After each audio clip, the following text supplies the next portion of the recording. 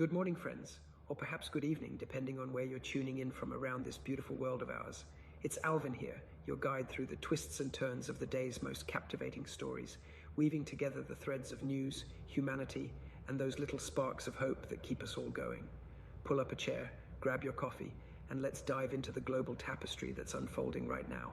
A mix of tension, resilience, and reminders of why we tell these tales in the first place. Let's start where so many eyes are fixed these days, the ongoing saga between Russia and Ukraine. Picture this, skies buzzing with the hum of drones, each one a tiny messenger of conflict zipping through the night. Russian forces have been reporting they've shot down a flurry of these Ukrainian drones, all while whispers of peace talks echo in the halls of diplomacy. There's a US proposed plan floating around, something Moscow says they haven't even peeked at in its freshest form yet. It's like a high-stakes game of chess where neither side wants to show their full hand. And then there's this intriguing note from the Kremlin. Even if a settlement lands, Russian police might stick around in Ukraine's Donbas region, keeping a watchful eye. It's a reminder of how these conflicts burrow deep, shaping not just borders, but the very trust between nations. On another front, just after a summit between Putin and Erdogan, Russian strikes lit up Odessa ports, setting 3 Turkish vessels ablaze. The timing feels almost poetic, doesn't it?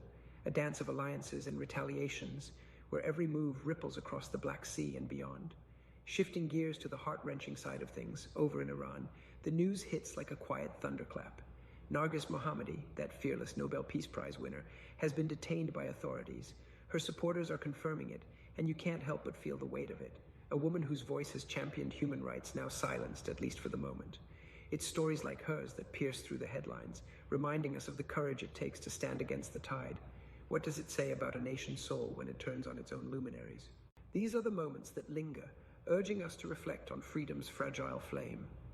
Now, for a touch of moral clarity from the Vatican, Pope Leo XIV, with his gentle yet firm demeanor, sat down with Italy's secret agents.